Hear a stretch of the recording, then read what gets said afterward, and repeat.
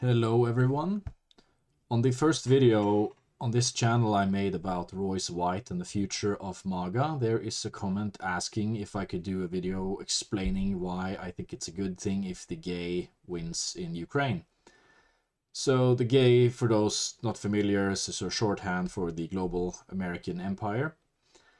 It's a big question, and if I want to answer it in a satisfactory way, I would have to do multiple videos on various topics explaining my thoughts on this subject. But for this video, I want to flip the question and change the framing a little bit and then ask instead why it's a good thing if Russia wins.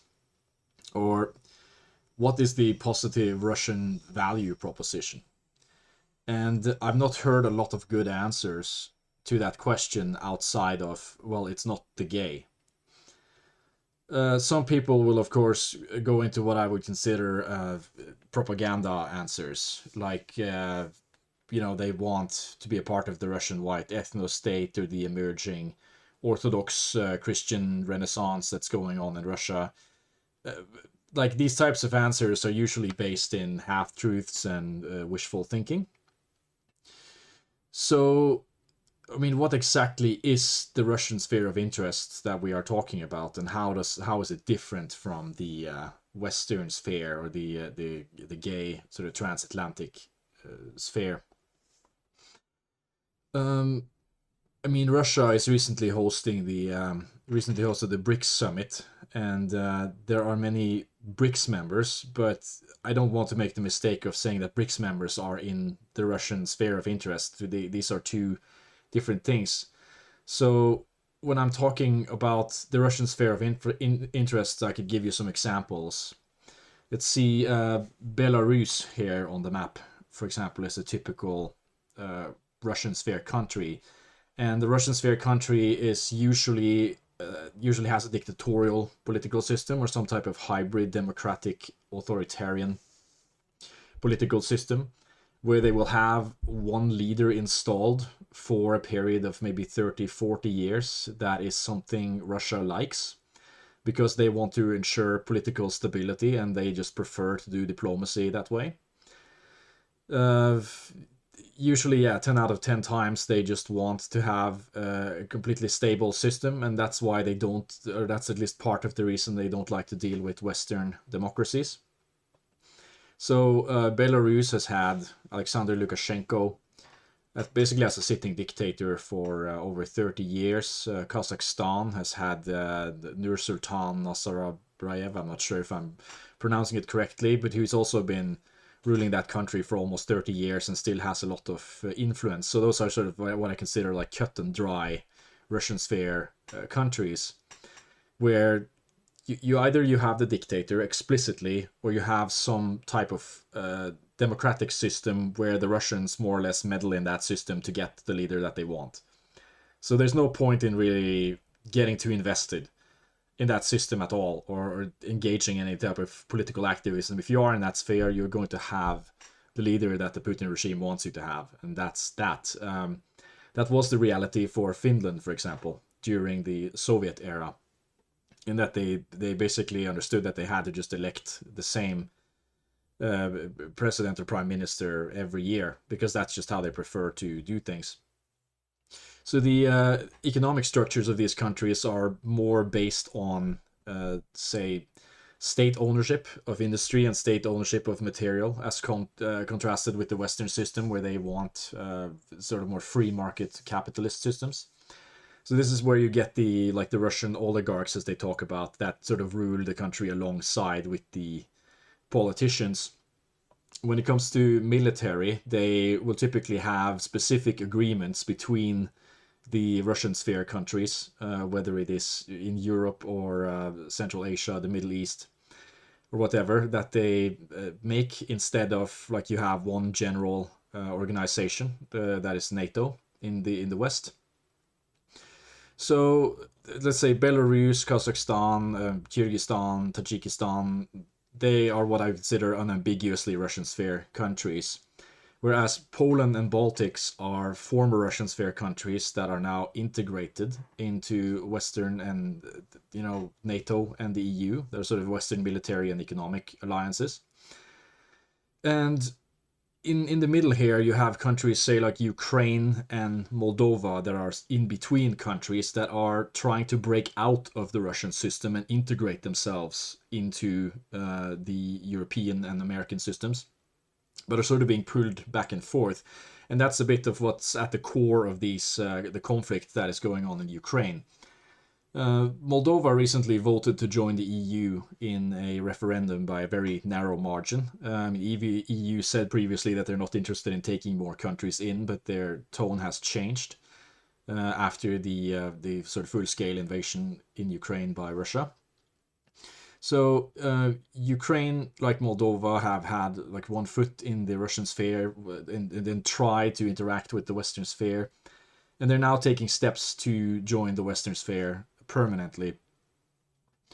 But okay, what point am I trying to make in regards to these things is that first of all, there's a very clear revealed preference in these countries for wanting to leave the Russian system.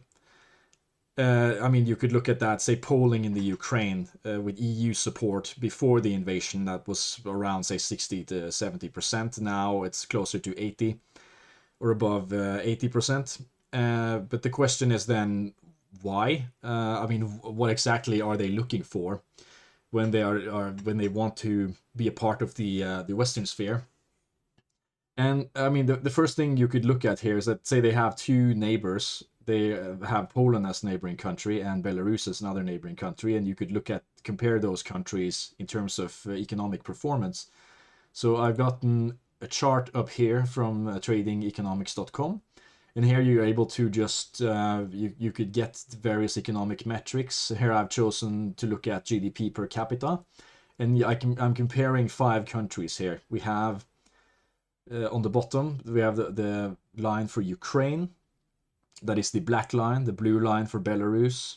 We have the gray line for Poland, the light red for Estonia, which is a Baltic country that is now firmly in the Western sphere, and Latvia, that is also another Baltic country. As you can see, those two have very similar developments because they are so close to each other and integrated economically.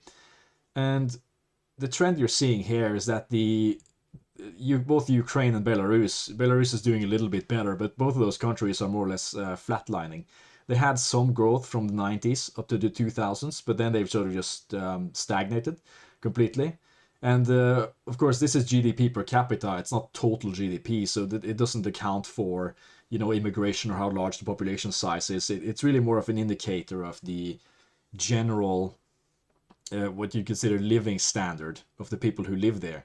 So I think it's a pretty easy thing to understand if you are the black line on the bottom here and you're looking at, this is one of my neighbors, this is one of the possible paths, this is how I'm doing now inside of the Russian sphere, and this is how I could be doing if I joined, say, the EU, for example. I could, triple my living standard and have a bunch of other perks that come with being a part of that alliance.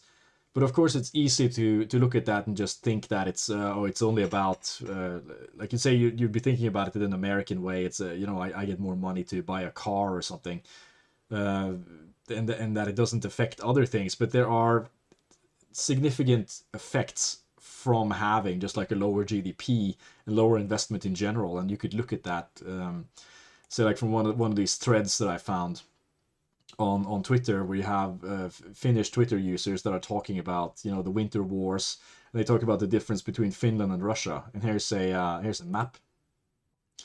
This is something that you could look up on Google Maps as well. You could find sort of just by looking for the kind of the pattern here of the Finnish-Russian border. You can find this exact area and zoom in and just look at this to confirm that it's not just something that's made up. But here on this map, you could see the differences. On the left here, you have the Western sphere and the road networks in Finland. And on the right, when you cross over to the border, you see like typically like the Russian road networks in the emerging, conservative civilization. And like it's a very stark difference here in terms of development in infrastructure in general, and that's what you're going to see, is that, you know, when you have more money, you can afford to develop more infrastructure that people can use. And in Russia, this is just not a priority at all, and generally in the Russian sphere, it's not going to be helped by the economy, that you're going to be end up having this type of lackluster infrastructure. They put in a video here as well from like this Russian talk show. I thought I could share it because it's apparently from like this Russian guy who is complaining to Putin about the lack of roads, and Putin just laughs at him for like, okay, well, why did you buy the cars in the first place? Здравствуйте, Владимир Владимирович. У меня вот такой вопрос. Я автолюбитель. Плачу транспортный налог 4000, а дороги нет. И у нас вот от села до Бельгор, до федеральной трассы 50 километров. Зачем вам Очень машина-то? ужасная дорога. Если нет дороги, зачем машина? Где вы ездите?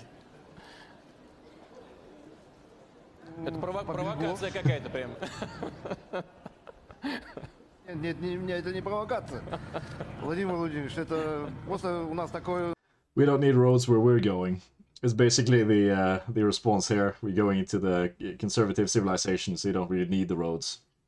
I have another account that I follow called the Tantric Tyrannist, who is talking about, you know, some of these areas that were annexed from Finland after the Winter War, right? And they had to make these concessions to Russia, and he's talking about how basically the Finnish territory that was taken over, it's really the same story. It's just, it looks like this. It's not being maintained at all. It's sort of these older buildings that they don't bother to even paint them. And selection bias is very easy, but of course that's why we're looking at both. We're both looking at the economic and the GDP figures, and also looking at snapshots like this, because it's very easy, I think, for people in the far right sphere to say you follow Tucker Carlson or something, and he will sit and show you the palaces in Moscow, or the Moscow subway, and neglect to show you what most of Russia, to be honest, you know, it's going to be a lot closer to this.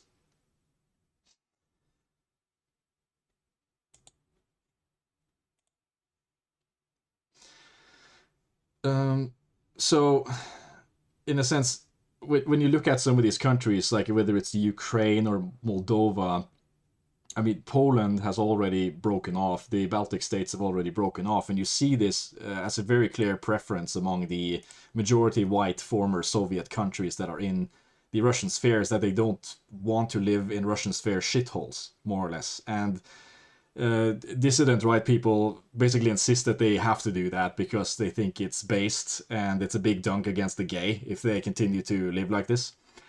And they don't really care how the populations in those areas feel about it, because Russia is like old school and reactionary and cool and imperialist, and they projected a lot of their own ideological fantasies onto Russia in ways that are quite frankly nuts, and I want to do more videos documenting that later. But personally, I think it would be better for them to at least have them in the EU economy, like at least these sort of white countries, maybe not as much the Asiatic ones, but have the white countries integrated in the EU economically. I think it would just be a net boon for everybody. It would be better for them economically in terms of opportunities. And they could possibly also tilt the EU Parliament in a conservative direction, as you're seeing a lot of these former Soviet states are already doing. But yeah, I think that's enough for this video, so I'll just leave you with that, and goodbye.